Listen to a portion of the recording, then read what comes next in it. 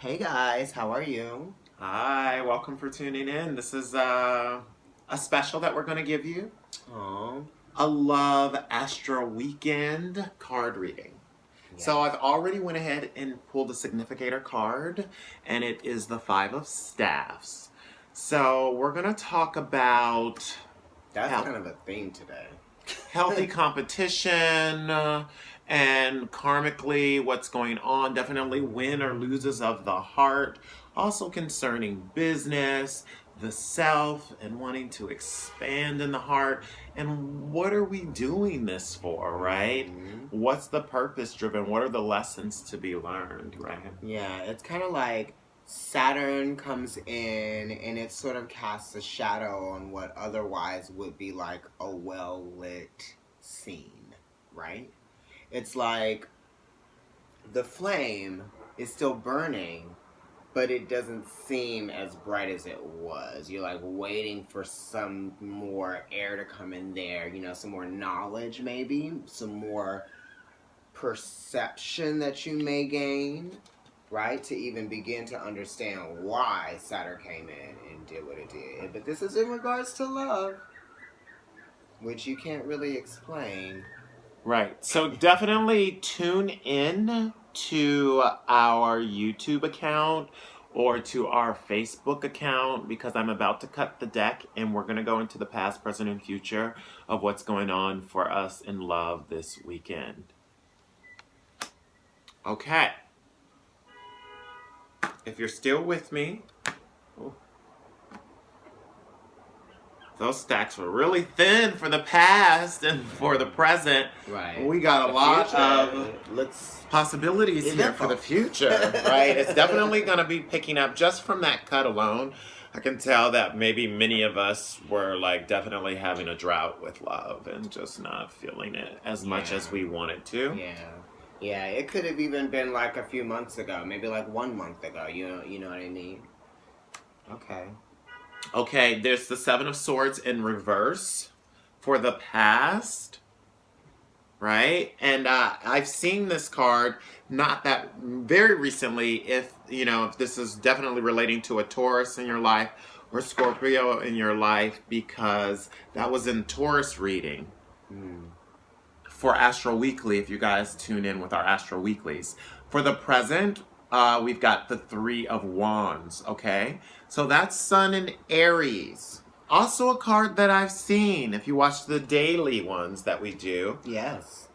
All right, Three of Staves. You got some Empress energy in there. And then in the future here, we've got the King of Pentacles. Can you guys see that? King of Pentacles. So that's a really beautiful card for the future as far as love is concerned and what we're thinking about trying to manifest in the spring. So hello.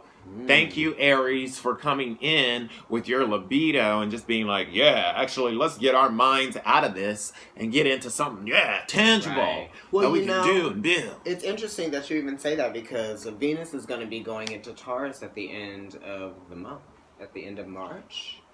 Could be April, but we'll discuss that in our astrological video that we are working on. So, just be aware that at the end of the month going into April, Venus will be in Taurus, which is, she's exalted there. She loves being there. So you might find some positive aspects to your life that might provide you with some things. And right now, Venus is in Aries, so we are all kind of in this place a little bit. It makes sense, the Sun in Aries place, because the Sun is in Aries right now. Right. So it's kind of like exalted for all of us in the sense that we're just kind of going with our drive. We're just like we are. You're like, man, you're being born again. Right. You're like, what is it that I feel? What is it that I really want? What is it that I'm really attracted to? And Venus might find, you might find certain things attractive, like that, you might not necessarily continue to find being attractive. Okay, like you might change your mind. You might change your mind about some things during this season a little bit. You might want to think about that as well, just because it's definitely going to be a lot of it driven by the libido a lot and just driven by fascinations. Like, Aries is all about childhood gander as well as the time it's a child, right? 0 to 7. So you love learning and commuting and being the first at stuff, right? So it's a big time for discovery. If you look at the present state of love here, it's definitely someone who's thinking about the possibilities. Yeah, I right? feel like it's like a creative process within that thought, Typically, this is also like somebody waiting for somebody maybe to come back. Right. Some of you might be waiting for some type of, maybe somebody's, been away because of work, or the winter was difficult, or just inside of you guys emotionally, you weren't feeling the intimacy. Right. And if you guys are already coupled, especially, maybe you just weren't, the sex drive wasn't as high. That's going to start changing, those tight things and the shirts coming off and the birds flying around and all that stuff is going to start happening. Yeah, because it's like in the past you've got the 7 of Swords in reverse here. So that's talking about not really being able to relate, you know what I mean? It's kind of like you felt a little bit slighted by the fact that you didn't think that you had anything in common with this person. But really, that's just the ins and outs of getting to know someone. You know what I mean? One day you might think something, and the next day you might think something different. So you're really trying to see where it goes, because I think and I feel that you value this person and what the possibilities are with them. If there is someone around, and if there isn't anyone around, then the thought of that actually happening does speak to you. Right, because this is definitely a lot about you not being able to be intimate with someone. You not being able to connect in maybe the ways that you possibly could, or, the devalue of each other in some way or another, right? In the broader scope, usually Aquarius, this is the moon in Aquarius, so it usually is like an eagle eye scope. So if it's in reverse, you're definitely not seeing the long-term effects of it in that way, or the beneficialities of it. You also feel this card is very much defending yourself in a difficult situation. So you could be battling a situation from the past, and that's mostly about thoughts even. So it's not necessarily that you guys are necessarily having the problem, but you could be having the problem because of something that happened, because the person did that to you, or the person did something from their past, or you did something from your past that you're worried about what they're thinking of you. I mean, it could be anything like that the mind is fixed on. Are they going to judge me for that thing that I told them about? But then it's like, did you need to tell them about that one thing? Sometimes it's better to just not tell your partner about experiences that don't directly affect them that you had in the past. Because you don't know how this person is going to feel just based on the fact that you decided that it was a good idea to let them know something that was, trivial and unnecessary. Why did you do that? You know what I mean? Right, because it is Swords, so a lot of it is about your fixed thoughts and opinions on matters. And it could be just something in general, because Aquarius is a lot about, humanitarian love. It's not as good on the one-on-one level, like intimacy, like maybe a Libra would be, or a Pisces would be, So it's definitely about, a lack of compatibility with something, And it's mostly about the opinions, of the self. I went ahead and just flipped some more cards over. As you guys get to know me, you'll get to know some of my spreads a little bit. I do. It's a 3-card spread. Really, it's 4-card spread with a significator. I do a significator card, and then I usually cut the deck in a past, present, and future way. As you saw earlier in the video, that very much determines the mood overall of kind of how I'm getting in general the energy of the cards and what's going on around the reading, basically. So we know that it was just a drought emotionally, and that things are definitely going to pick up for the future. That's definitely apparent. Yeah, and it's like the Fool is right under what is now crowning it, which is the King of Pentacles energy. So I'll go ahead and let you look at both of those from the Goddess Tarot, these 2 cards together. very positive cards going into the spring, right? So we're going to manifest something real. This could be an actual physical person for some people. You know, maybe somebody that you've known too, Yeah. right? For some time. Yeah, with the pentacle energy there. Because it could have been all kinds of things as far as relationship. It could be someone new or someone that you work with even. Or, you know, yeah, someone older, someone established, someone who knows themselves. This person very much knows themselves. This is the last card of the tarot, really. In general, you're starting like a whole new brand of life after this and a new cycle of things. So this is definitely about manifestations and anticipations and completions in a very physical way, and very pleasurable card too. You know, that with the Fool, you know, being the major arcana card there, Tara, the goddess Tara, right? So that with the Fool being there, so that's talking about new beginnings, the energy to have that beginning, right? To want to take that chance and to let the spirit just guide you in that way. So you're definitely going to be willing, right? There's something that's guiding you from your subconscious, possibly. It may be like a bond that you guys share. There might be some experience that you both have had that's very intense, but it was like at different points in your life. Because you got the Strength card here in the past, and then you got the Queen of Cups here in the middle. So that's like an emotional bond, you know, through something that's passionate that you guys share. And it doesn't necessarily have to be anything physical, right? Yeah, this is watery, so this is about spirit, this is about emotions, intuition.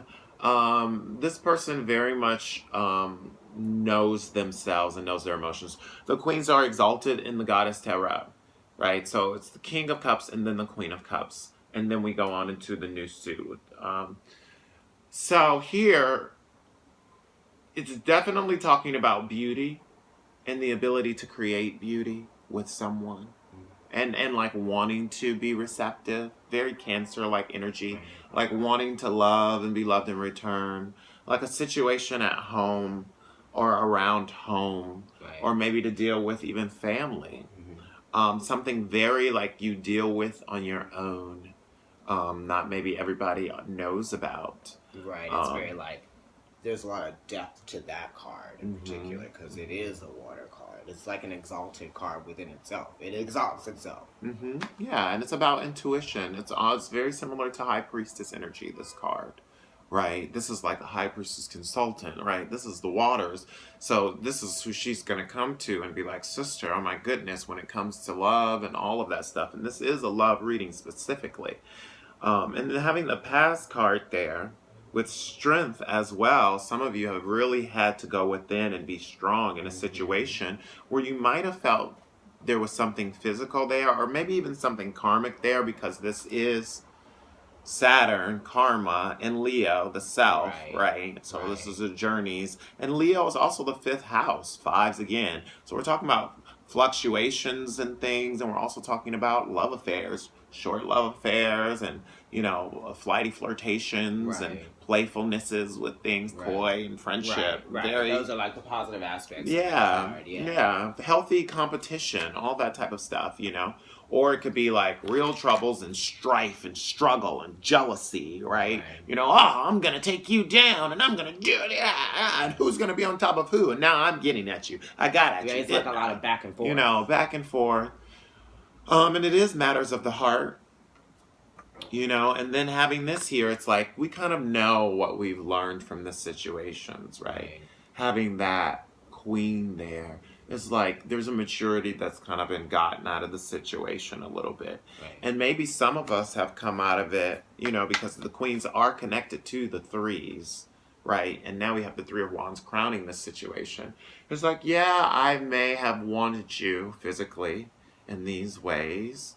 You know, my passions are ignited in those ways. But I'm not going to come up off of this throne, off of these emotions, because I know what, you know, this person is very aware of what like they deserve, and you know what balance is as far as emotions are concerned. You know, the idea of love and love in return and fairness. You know, they're not really concerned with the same things that this person is concerned with. You know what I mean? This is like a younger energy anyway. It's Aries, first of all. So it's like, let's just do it. Let's just have these things and let's just, Right. It's working. Right. Systems and like, you know, it's more about seeing something and going for it in the moment, in the passions of that, you know, and being able to push through to get what you want is very naturally Aries in that way, putting your print on the situation, right? This is a more receptive energy, right? This is a quieter energy, right? But this is also, this is Venus and this is Mars, right? So this is kind of like, ooh, that balance and the tug of war. Many of us probably in some relationships or a relationship in particular in your life, maybe you feel like you're having that. Maybe you're the Venus in it and then this other person is the Mars in it. And, you know, there's a lot of like, one person is receptive and one person is passionate and, you know, it could be a play on it like that. You're seeing the relationship take shape. We're going to round out the reading here. Did you want to pick another card? We'll go for one more future card since there are plenty. And it's 9 of Swords. Okay. So we got the 9 of Swords there. Interesting that we got another heavy sword card. It's, I mean, you know, Gemini. Yeah, it's saying the worry is unnecessary, honestly. But it's like, you know, it's like that thing that I said, knowing something that happened to your mate in the past that you didn't really need to know, but they told you anyway. It kind of gets into this stuff. So it's saying really let those types of things go because you're only going to create more mental strife for yourself. And what the reading is saying here is that there's something more than just that fickle part of it. Gemini, right? And also, just be honest with yourself about things. Don't, I mean, this is what, Jupiter and Gemini? This is the Jupiter and Gemini. And I'm just thinking, you know, if there's a situation with some male in your life, you know, just see it for what it is. You know, the proof of it. Also, that's what Pentacles are about too. Right, the proof. So, you know, just see it for what it is. Because you don't want to be the fool with this and this together. This isn't necessarily positive. Right. Okay. So it's definitely about also maybe not being too hard on yourselves. It's about all of these swords. There might be a lot of things going on here. There's obviously been a lot of like mental thoughts connected to someone that either you work with or you live close to, right? And it affects you. It's there. It's close by. You know, maybe you could also think about just new beginnings with that person. That could be also what the Fool is trying to say. There are a couple of different things for you, many different meanings for a couple different people. This is just, you know, an astro weekend, you know. Yeah, we're not Sun going and like Aries. too far into the future. It's just, you know. So how it's relating to you, you know, there might be a Gemini in some of you people's lives, you know, or a Capricorn or a Taurus, you know, some type of earth energy too, right? Or somebody with like a Capricorn moon or something like that, or rising, you know, that person. Okay. Okay. So Give it a chance. don't get it, free yourself of this. This is very important, right? Because this is like about perspective. So definitely we don't want to find ourselves here. Keep the communication going in a situation with the relationship, if anything, because when you start to get to this place where you're not communicating, right, then you can't escape it. There right? are two of you, or there should be only two. I don't know. Depending on what you got, what you like. Because there's a lot of pleasure to be had there going into the spring. Venus is here. It's for us. All right, you guys. Enjoy your weekend. And we'll see you next time. All right. Thanks for tuning in, guys. See you soon.